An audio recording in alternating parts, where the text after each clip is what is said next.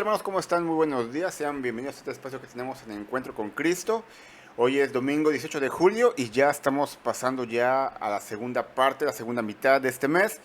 Y hermanos, seguimos todavía con nuestro estudio de Hechos del Espíritu Santo, ¿verdad? Normalmente le llamamos Hechos de los Apóstoles, pero sabemos que realmente sin la obra continua y permanente del Espíritu Santo es muy poco lo que podemos hacer. Y mis hermanos, estábamos viendo la semana pasada, nos quedamos en cómo este hombre Esteban, lleno del Espíritu Santo, muestra a estos concilios, ¿verdad? Fariseos, saduceos, ancianos, sacerdotes, escribas, cómo en todo el Antiguo Testamento Jesús está ahí presente. Y entonces, la semana pasada vimos esa segunda parte de ese gran discurso, ¿verdad? En el cual, pues, se toca todo lo referente a Jesús y vemos que cómo fue que Moisés, ¿verdad? Después de haber estado 40 años en el desierto y habiéndole sido quitado por estar ahí, sin orgullo, sin palabra, sin poder, sin nada realmente, Moisés, es cuando finalmente Dios usa a este hombre para la labor que se le había encomendado. Como dijimos, bien podremos estar en el mismo predicamento tú y yo, estar en algún desierto que el Señor nos haya puesto y pasar aquel desierto, pero pasar amargado, frustrado y sin haber aprendido nada. Y Dios va a tener que repetir ese desierto hasta que tú y yo aprendamos que necesitamos estar siempre en las manos, siempre confiando en el Señor. Los desiertos de la vida son oportunidades que Dios nos da para que podamos ver nuestra falta de compromiso, nuestra falta de fe, nuestra falta de entrega al Salvador, ¿ok? Para que Él quite aquellas cosas de nuestra vida como orgullo, vanidad, vanagloria, todo aquello que nos está eh, impidiendo de una relación plena y completa con Jesús. Muy bien, entonces, como vimos, así como Moisés pasaron 40 años y vemos que, bueno, se nos dice en la palabra, ¿verdad? Que Moisés fue el hombre más manso en toda la tierra. No hubo nadie más manso antes que él y después de él. Pero eso únicamente ocurrió por el tiempo que él estuvo en el desierto y que tuvo que creer, tuvo que depender de Dios. Y seguramente antes de los 40 años, cuando Moisés estaba en Egipto, Moisés jamás hubiera sido un hombre manso. De hecho, seguramente era alguien aguerrido, poderoso en palabra, en hecho, ¿verdad? Pero ahora, después de 40 años de prueba, Moisés ha estado o ha sido moldeado por el Señor. Así que Moisés entonces sale hacia Egipto por la encomienda que Dios le da. Y Moisés con mano poderosa y después de las 10 plagas saca a Israel de Egipto. Y dijimos que, sin embargo, aunque los israelitas habían salido físicamente de Egipto, su corazón, su mente, su alma aún estaba en aquel lugar. Y lo vemos después de 3 meses de salir de Egipto, después de cruzar el Mar Rojo, como el pueblo de Israel se queja de todo, aun cuando Dios les sustentaba. Y estando Moisés en el monte Sinaí por 40 días, vemos en la historia que el pueblo se desespera, van con Aarón y le piden que les haga un ídolo, un becerro, como los que había en Egipto. Aarón accede y desde ese punto hasta siglos después, cuando ocurre la deportación de Babilonia, vemos como vez tras vez el pueblo se sume en la idolatría. Cuando había un profeta gobernante que amaba a Dios, que estaban sometidos a su palabra, también el pueblo caminaba rectamente. Cuando no era así, el pueblo se descontrolaba. Así como ahora, mis hermanos, que desgraciadamente tenemos gobernantes malos, perversos, sin Dios, y cada quien hace actualmente lo que bien le parece.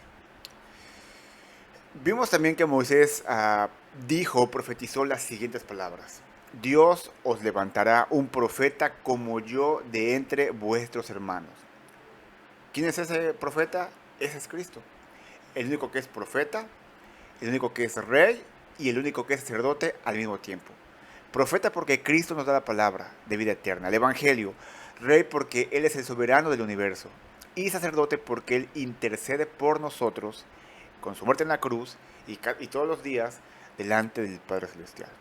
Así que mis hermanos, avanzamos en la historia, ¿verdad? Después pasa Moisés, pasa Josué y finalmente llegamos con el gran rey David, el cual fue y es catalogado como el mejor rey de Israel, aunque como padre dijimos fue un desastre, lamentablemente. También encontramos a Salomón, el que le edificó el templo a Dios, el hombre más sabio del mundo. Y aún a pesar de eso, a pesar de su sabiduría, cuando Salomón obtuvo demasiadas reinas, él tuvo 700 reinas y 300 concubinas, él se apartó de Dios. ¿Por qué? Porque por muy sabio que seas, aun cuando la sabiduría venga de Dios, tú tienes que seguir dependiendo en Dios. No puedes ir en la vida en piloto automático. Todos los días, a cada hora, a cada momento, tú y yo dependemos desesperadamente del Señor Jesús. Así que, pues, da todo su discurso Esteban y acaba Esteban proclamando, ¿verdad? Mencionando que Dios no requiere un altar o un templo para reposar su presencia, porque Dios está en todas partes. Dios es el creador del universo. En su sola mano Él sostiene el universo, sostiene en un dedo el mundo. Así que la importancia del templo y del tabernáculo no era para que Dios estuviera allí, sino era un recordatorio constante de que Dios siempre está presente en todas partes, pero sobre todo en su pueblo prometido. Y a pesar de todo ese recordatorio, de todo eso, ese templo que ves altar, muchos israelitas, vemos en la historia del Antiguo Testamento, apostataron de la fe.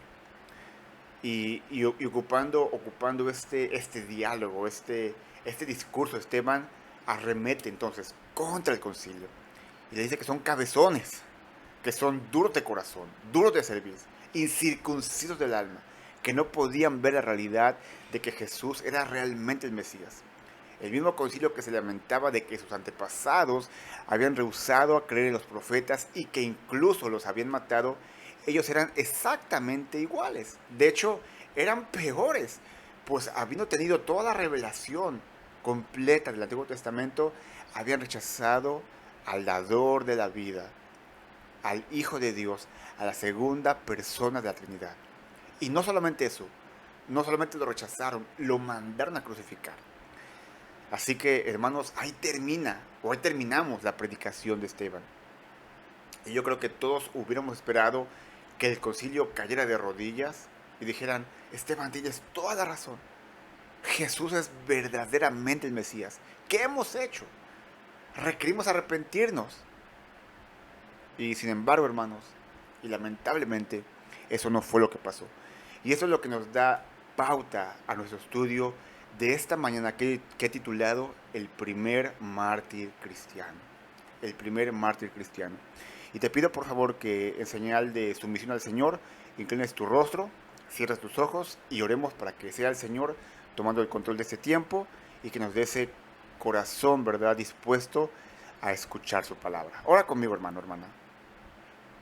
Señor, te damos una vez más las gracias por una oportunidad más que tenemos en este día, Señor, de escuchar tu palabra, de poder discernir la escritura, de poder ver cómo tú estás en toda la palabra, de poder conocerte, Señor Jesús, y de esa forma también poder ver aquellos aspectos de nuestra vida que necesitan desesperadamente ser transformados, Señor. Padre, te pedimos que tú bendigas tu palabra, te pedimos que tú quites de nuestra mente, de nuestro corazón, todo aquello que pueda distraernos el escuchar la misma, Señor. Sigue transformándonos, te lo pedimos, porque, Señor, sin ti absolutamente nada podemos hacer. Te lo pedimos todo, Padre, esta mañana, en los méritos de Jesús. Amén.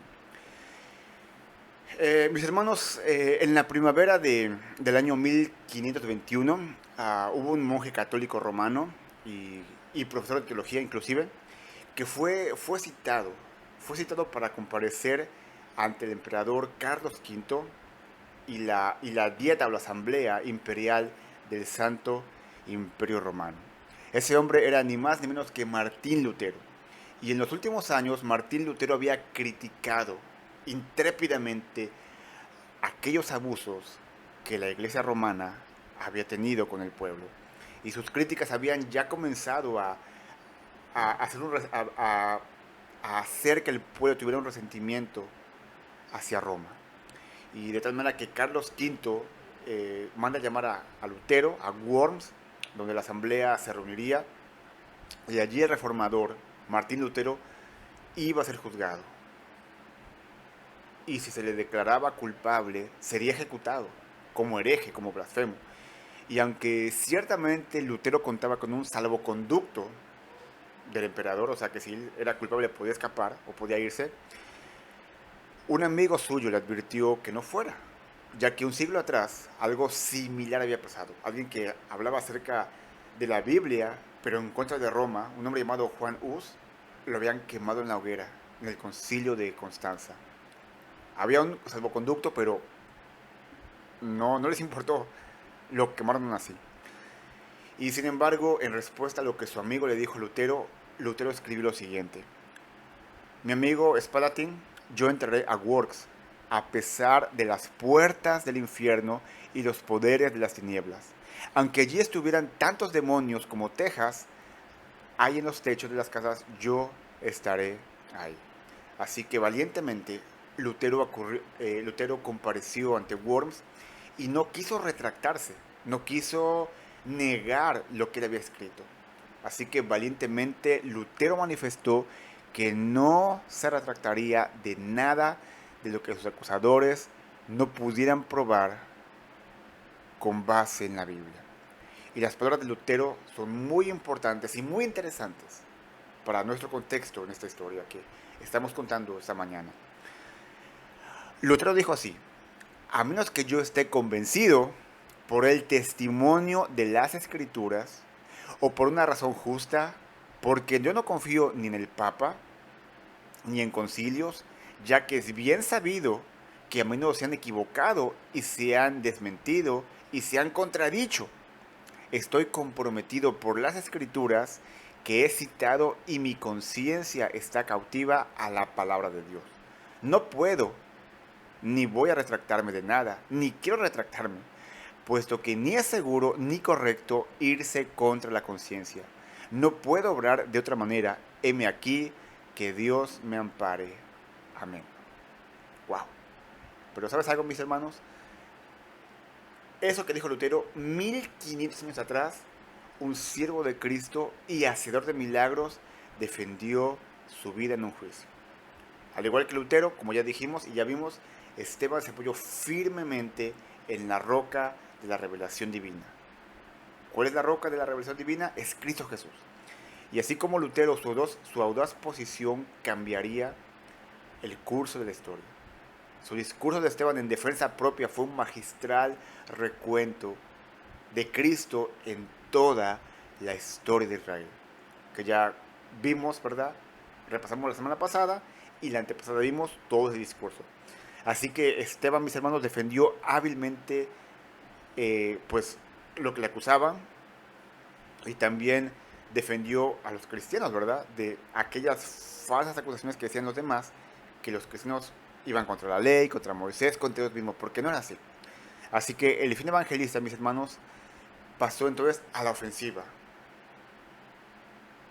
Y ya vimos lo que él dijo: cabezones, ¿verdad? Duros de cerviz e incircuncisos. Y él cierra su disertación con palabras muy fuertes. Así que al hacer esto, Esteban dio vuelta a las cosas sobre sus acusadores. Eran ellos, era el concilio, no Esteban, quienes estaban condenados por blasfemia. Y entonces, mis hermanos, vemos la respuesta de este concilio para con Esteban. Así que, mis hermanos, por favor, ve conmigo al versículo número 54 de Hechos 7 y veamos lo que dice el texto.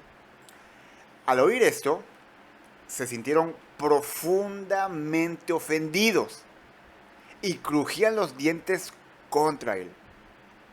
Mis hermanos, ante semejante disertación, ante semejante verdad, ante semejante proclamación llena de poder del Espíritu Santo, este concilio, en vez de caer de rodillas, en vez de darse cuenta de la realidad de Jesús como el Mesías, en lugar de arrepentirse buscando el perdón de Dios, se ofendieron. Se ofendieron los señores. La palabra profundamente implica que había un fuego que les quemaba en el interior. Y yo creo que a todos nos ha pasado, ¿cierto? Que nos han redarguido, nos han llamado la atención por algo que hicimos mal.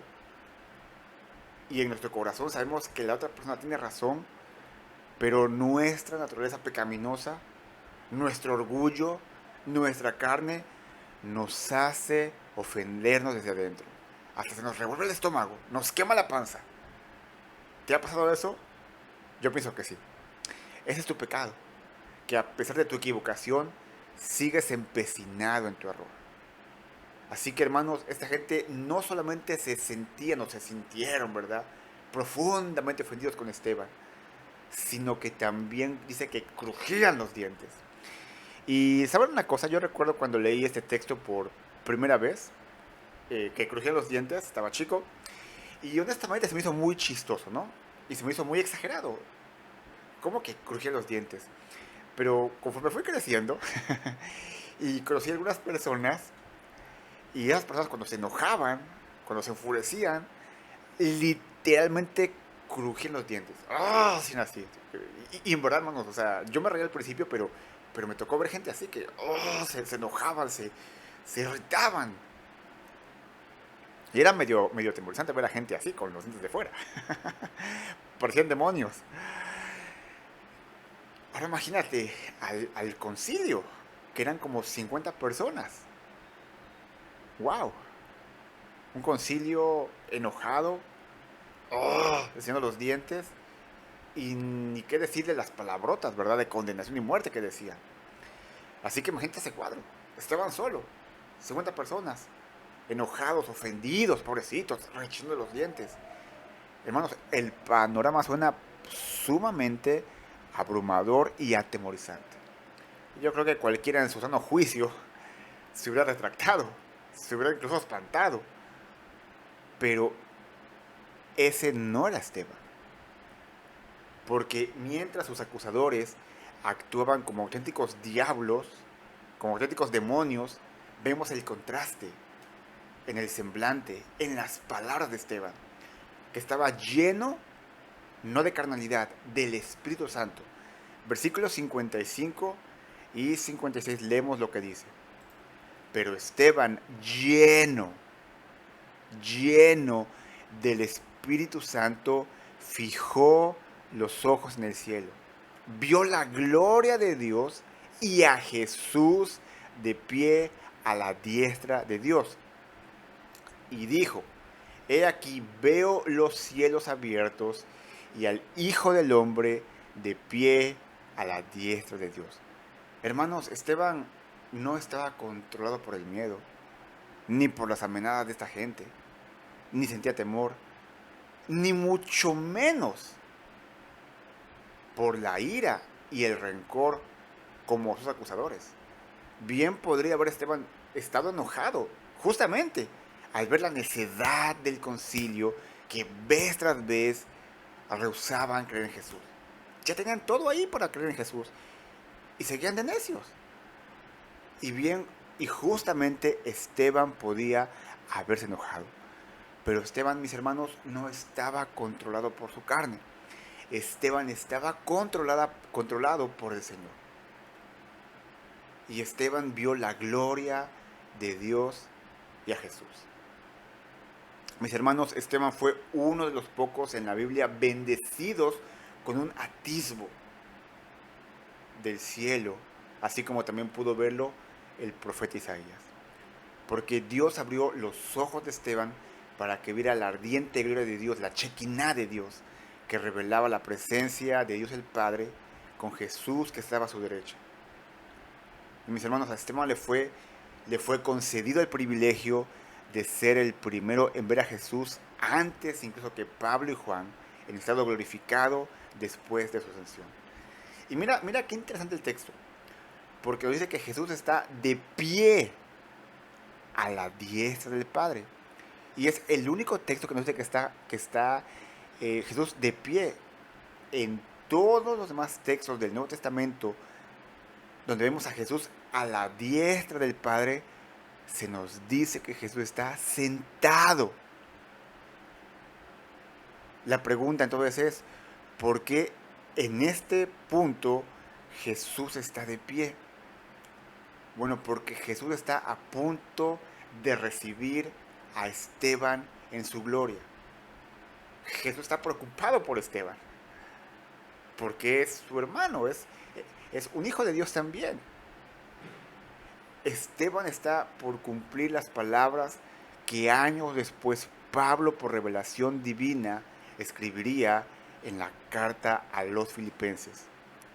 A ustedes cristianos, a nosotros como creyentes, no solamente nos es concedido creer en Jesús, sino también padecer por su nombre. Mis hermanos, el padecer por Jesús es parte del paquete de la salvación. El padecer por Jesús es parte de ese paquete llamado salvación. Si tú eres cristiano, el mundo te va a aborrecer, porque tus obras son justas. El ser cristiano, mis hermanos, no es sinónimo de éxito, a menos no el éxito que el mundo predica. La predicación de Esteban fue un fracaso a los ojos humanos, pero no a los ojos de Dios, porque Esteban cumplió el cometido que Dios le había encomendado. ¿Cuál era ese cometido? Predicar el Evangelio. Y ahora estaba a pocos minutos de estar con su Señor gozando para siempre. Y hermanos, esta situación me trae a la memoria el texto de Salmos que nos dice, estimado, precioso es a los ojos del Señor la muerte de sus santos. Así que mientras el incrédulo, cuando muera, experimentará la ira de Dios en el infierno, cada creyente, cada santo en Cristo, experimentará el consuelo del Señor. Al pasar de este mundo al cielo, estará con Él. Por eso es que, mis hermanos, cuando alguien muere en Cristo, decimos, mi hermano, mi hermana ha pasado a la presencia del Señor. Porque eso realmente ocurre. Pasamos de esta vida a estar con Cristo y disfrutar de su presencia para siempre. Y como una vez alguien dijo, lo mejor no son las calles de oro o la Gran Jerusalén, ni el cielo mismo. Lo más precioso del cielo es la misma presencia de Jesús en nuestras vidas. Verlo cara a cara, aquel que murió y resucitó por nosotros. Así que, mis hermanos amados, podemos ver aquí en Esteban un ejemplo de una vida cristiana controlada y guiada por el poder del Espíritu Santo. Y tal vez te preguntarás, pero Pastor Cristian, ¿cómo hago yo eso? ¿Cómo puedo ser como Esteban? Bueno, es que tú no tienes que ser como Esteban. Tú tienes que ser como Cristo. Pídele cada día al Señor que te permita vivir por su Espíritu Santo. Que te dé la fuerza para hacer su voluntad. Que te dé esa fuerza, Señor, dame esa fuerza para vivir en tu voluntad cada día. Es algo continuo. Y que todo lo que hagamos sea para Él. Señor, permíteme ser como tú. Dame fuerza, valor, dominio propio, mansedumbre, templanza, amor por los demás, aún por mi vecino que es un desastre. Es una oración continua, mis hermanos. Continua, continua, continua. Muy bien, entonces vemos la respuesta del concilio ante esta revelación de Esteban, que vio a Jesús de pie a la diestra del Padre. Dice el texto en esta mañana, versículo 57, entonces ellos gritaron a gran voz y tapándose los oídos arremetieron a una contra él y echándolo fuera de la ciudad comenzaron a apedrearle. Y los testigos pusieron sus mantos a los pies de un joven llamado Saulo.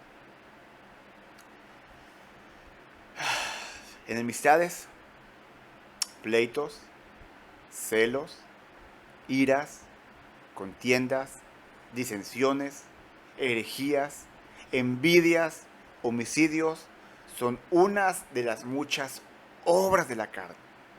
Obras que los inconversos, las personas sin Cristo realizan, e inclusive creyentes que están en carnalidad.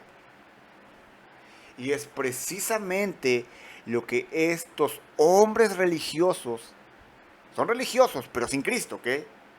Tienen la Biblia, pero no tienen a Jesús. Es exactamente estas obras de la carne lo que esta gente religiosa está haciendo. Hermanos, ¿te imaginas tú a 50 personas gritando a una voz? ¡Cállate, cállate, Esteban! Y no solamente es un grito a una voz, dice gran voz. Hermanos, la palabra en griego para grandes es mega. Era un grito, es un gritazo que fácilmente se escuchó a varias cuadras a la redonda del templo. Y mientras gritaban como locos, como demonios, también se tapaban los oídos. Ellos no querían escuchar nada de lo que Esteban tenía que decirles.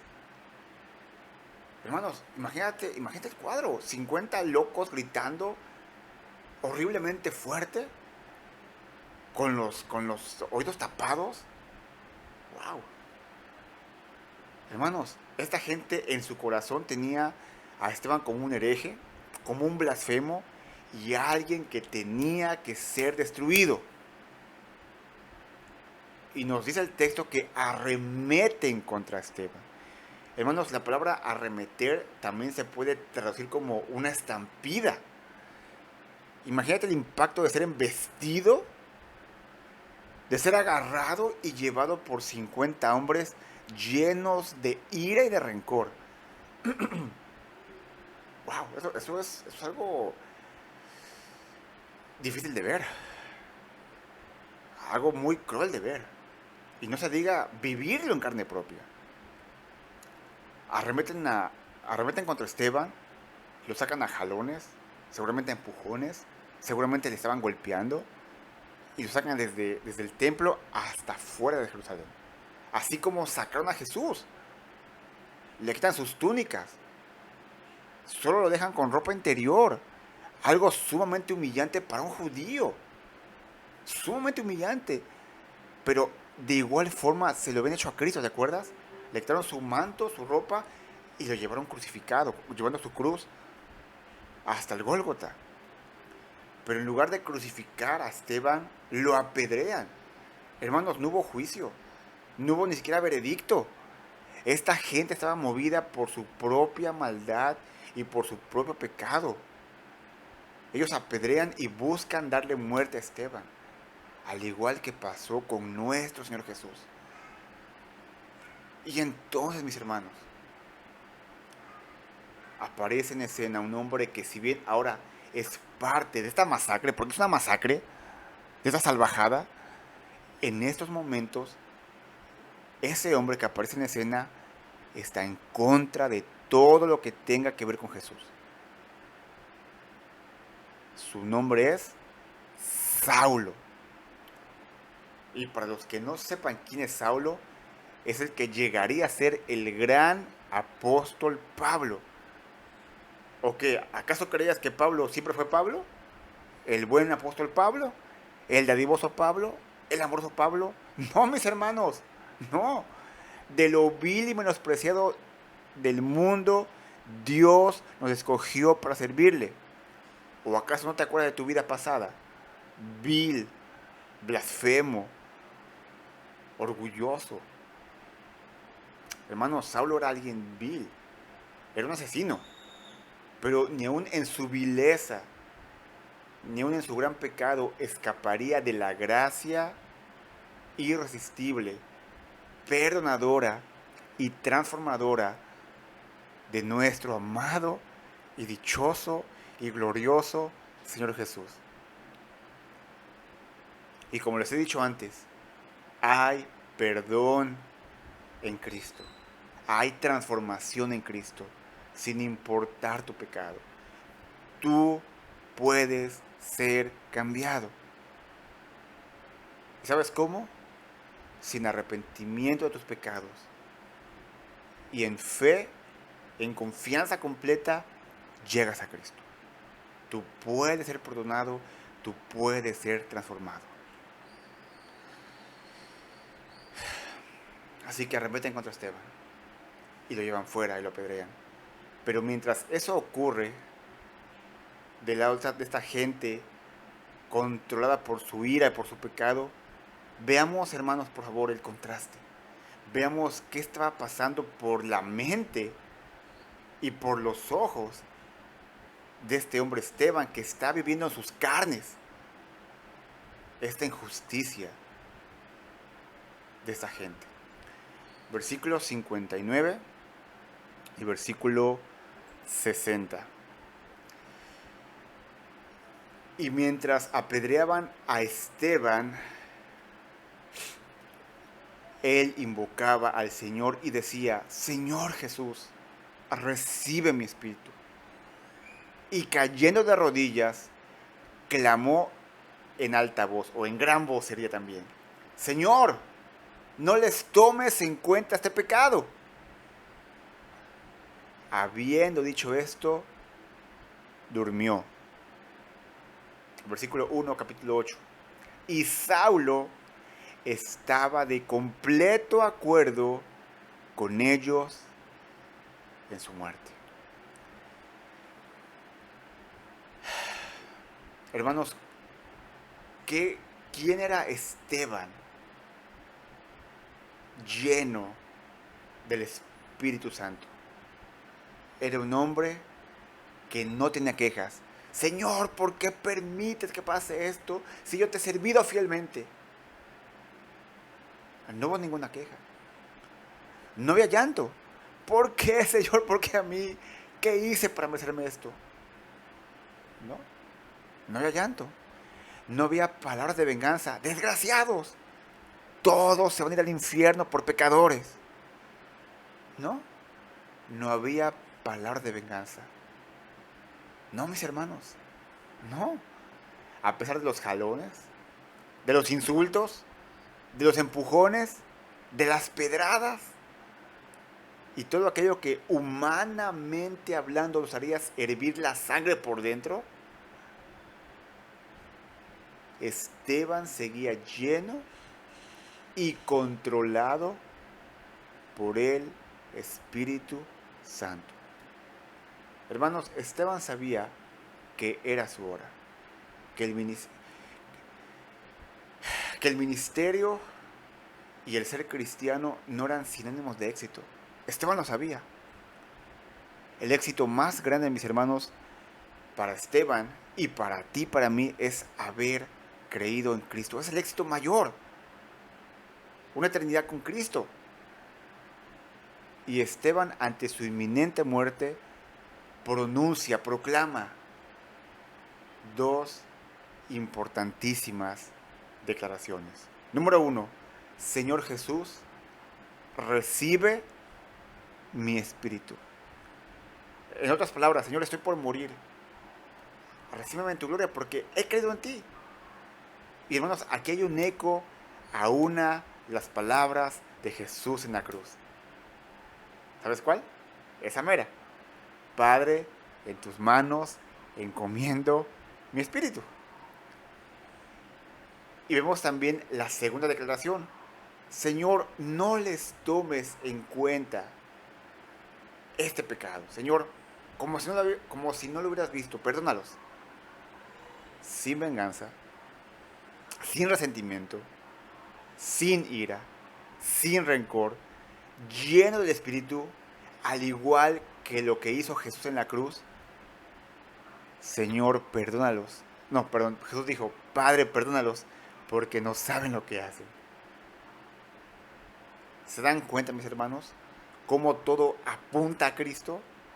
Esteban, en sus fuerzas, en su corazón, en sus carnes, en su mente, no habría podido haber dicho todo esto.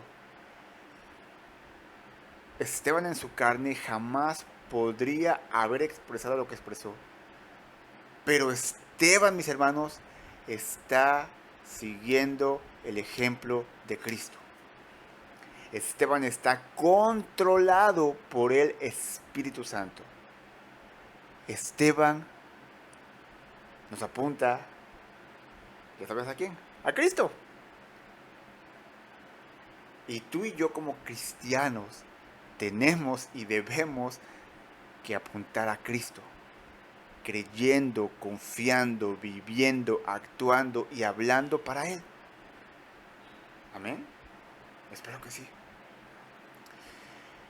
Así que Esteban proclama o pronuncia estas dos frases y finalmente Esteban durmió. O sea, mis hermanos, Esteban murió, ¿ok? Y quiero que hacer una nota editorial, una aclaración. No es que hubo un sueño del alma y Esteban no supo nada de nada, ¿ok? Como algunas sectas herejes dicen en la actualidad. De hecho, él dijo, Señor Jesús, recibe mi espíritu. O sea, Esteban sabía que iría directamente con el Señor. La palabra dormir, hermanos, se ocupa para los creyentes. Cada creyente de Cristo duerme, ¿ok? Pero en ningún momento en la Escritura el dormir se refiere a un sueño del alma, ¿ok? Eso no existe. Cuando la palabra habla de muerte, se refiere más que más que a la muerte física, se refiere a la muerte espiritual. Donde la persona que ya falleció está muerta espiritualmente. Y ahora físicamente. Y jamás va a estar con el Señor. Sino que su destino eterno es en el infierno. Donde la ira de Dios está ahí para siempre. El creyente en Cristo, cuando muere, pasa directamente a la presencia del Señor. ¿Ok? Muy bien. Así que el pasaje continúa diciéndonos, capítulo 8, versículo 1, y Saulo estaba de completo acuerdo con ellos en su muerte. Y mis hermanos, aquí esto me hace recordar a las palabras de Jesús que dijo, han oído que a nuestros antepasados se les dijo, no asesines. Si cometes asesinato, quedarás sujeto a juicio. Pero yo digo, aun si te enojas con alguien, quedarás sujeto a juicio. Y también me recuerda las palabras de Juan, que nos dice en su primera carta. Todo el que aborrece a su hermano es homicida. No el que lo mata, el que lo aborrece, el que lo odia. Y vosotros sabéis que ningún homicida tiene vida eterna permanente en él. Hermanos, Saulo, es lo mismo, Saulo, aún sin haber lanzado una sola piedra, era igual de culpable que todo el concilio. Saulo no tenía vida eterna. De haber muerto ese día, iría derechito al infierno por su pecado. Derechito, sin escalas, sin purgatorios, no existe. Derechito al infierno. Y sin embargo, como ya dijimos, la gracia de Dios lo alcanzaría más adelante y lo transformaría. Mis hermanos, ¿qué pasó entonces con la muerte de este primer mártir? ¿Qué desataría esta situación? Bueno, pues leamos por favor la última parte de nuestro texto del día de hoy, versículo 1, la siguiente parte, hasta el versículo número 3, ¿ok? Y dice así, en aquel día se desató una gran persecución en contra de la iglesia en Jerusalén, y todos fueron esparcidos por las regiones de Judea y Samaria, excepto los apóstoles.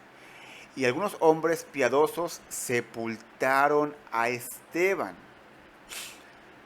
y lloraron a gran voz por él. Pero Saulo hacía estragos en la iglesia, entrando de casa en casa y arrastrando a hombres y mujeres, los echaba en la cárcel. Wow. Mis hermanos, con la muerte de este primer mártir cristiano se desató la persecución.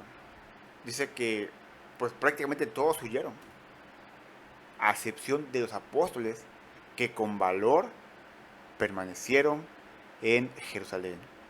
Y también nos dice el texto que cristianos piadosos sepultaron a Esteban. Esos cristianos, estos hombres eran piadosos y valientes, hermanos. Eran piadosos y valientes, ya que al ir, ¿verdad? Y tomar el cuerpo de Esteban, se estaban identificando también como cristianos. Y también podían haber sido juzgados y ser muertos. Ellos eran creyentes valientes en el Señor, que sin importarles nada, fueron por Esteban para darle una adecuada sepultura.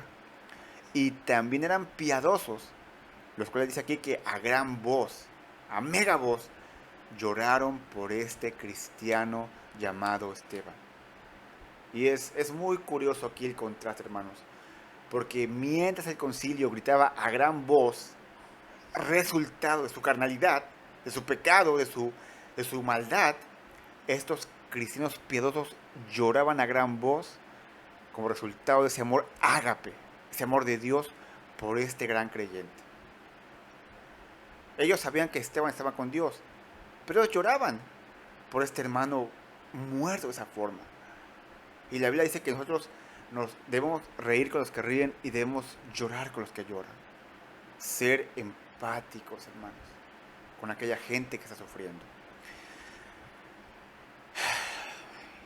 Y mientras eso pasaba, hermanos, Saulo seguía haciendo de las suyas. Dice que causaba estragos en la iglesia. Otra traducción de la palabra estrago sería hería gravemente a la iglesia. Por lo tanto, todos huían. Y los que no podían huir, dice aquí que entraban a las casas y arrastraba a los cristianos y los encarcelaba. Pero ¿sabes algo? Un poquito más adelante, en Hechos 26, Pablo, ya convertido como cristiano, daría un poco más de luz, de revelación de lo que él hacía con estos cristianos cuando iba de casa en casa. Hechos 26 dice lo siguiente, 26:11, y castigándolos con frecuencia en todas las sinagogas, procuraba obligarlos a blasfemar. Wow. Y enfurecido en gran manera contra ellos, seguía persiguiéndolos aún hasta en las ciudades extranjeras. Hermanos, Pablo era un hombre iracundo, vengativo, sin misericordia, sin perdón. O sea, no le bastaba con agarrar a gente ahí, iba a otras partes. Se tomaba la molestia de ir a otras ciudades extranjeras para agarrarlos y torturarlos y hacerlos blasfemar. Y Pablo, antes de ser creyente, bien cumplía las palabras de Jesús que dijo, en aquel día los torturarán en las sinagogas e inclusive los matarán pensando que hacen servicio delante de Dios. Pero no es así. Y podría poner muchos ejemplos de la historia, pero yo creo que todos conocemos de aquella gran religión popular que ha llevado en la Inquisición a mucha gente por pura envidia, por pura venganza, sin mostrar ni siquiera ese amor y misericordia de Cristo. En fin, mis hermanos, la persecución fue fuerte, fue fuertísima.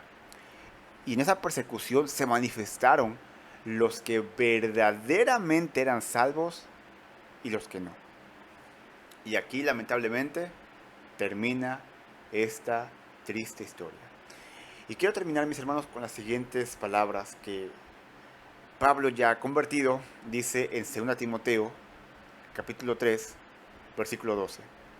Y en verdad, dice Pablo, todos los que quieran vivir piadosamente en Cristo Jesús serán perseguidos.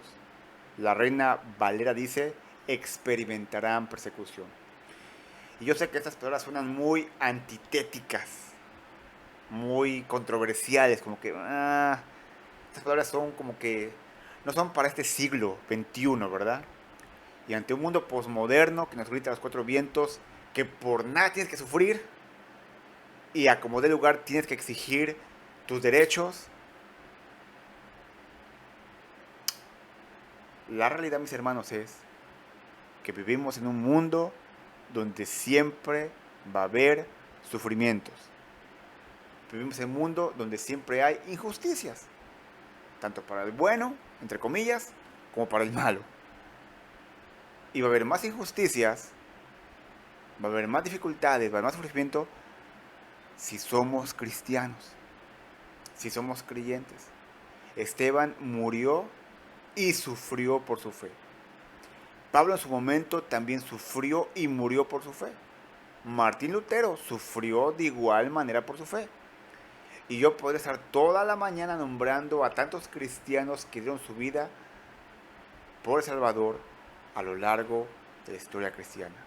Sufrieron, fueron perseguidos, fueron martirizados, asesinados, muertos.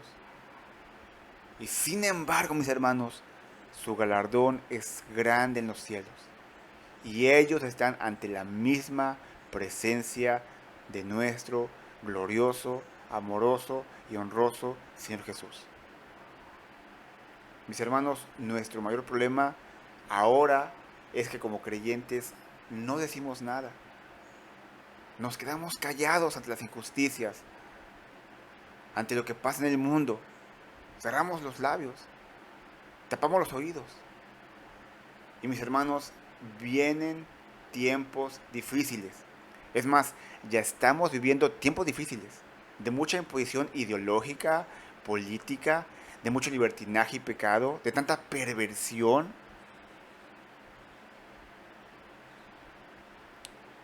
¿Y sabes algo? El último bastión de resistencia somos nosotros, los cristianos. Y en verdad quiera Dios en verdad usarnos para defender su causa.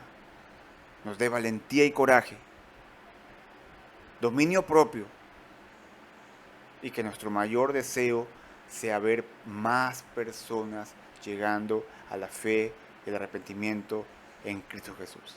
Vidas transformadas, y que el nombre de nuestro Señor sea exaltado. Ora conmigo esta mañana.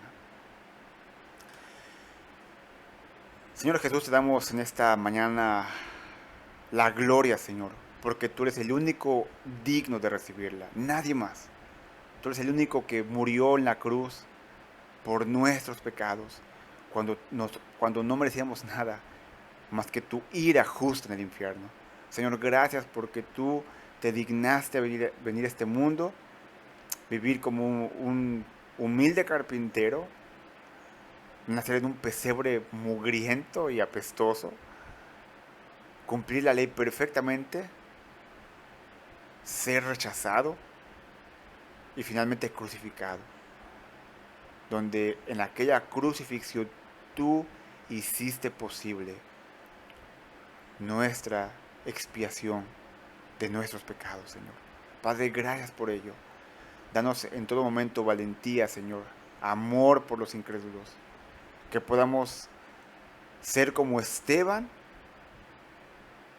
que apuntaba a ti, Señor Jesús, siendo perdonadores, siendo llenos de ti, siendo amorosos, siendo firmes ante todo aquel que demanda a razón de la esperanza que hay en nosotros. Y que en todo esto, Padre, tu nombre sea exaltado. Te pedimos que tú bendigas esta mañana, bendigas esta semana también, Señor, y sigue transformando nuestros corazones, porque todo, Padre, te lo pedimos en los méritos de Cristo Jesús, con acción de gracias. Amén. Pues bien, mis hermanos, estamos en esta mañana despedidos. Nos vemos, si Dios permite, la próxima semana. Que el Señor me los bendiga.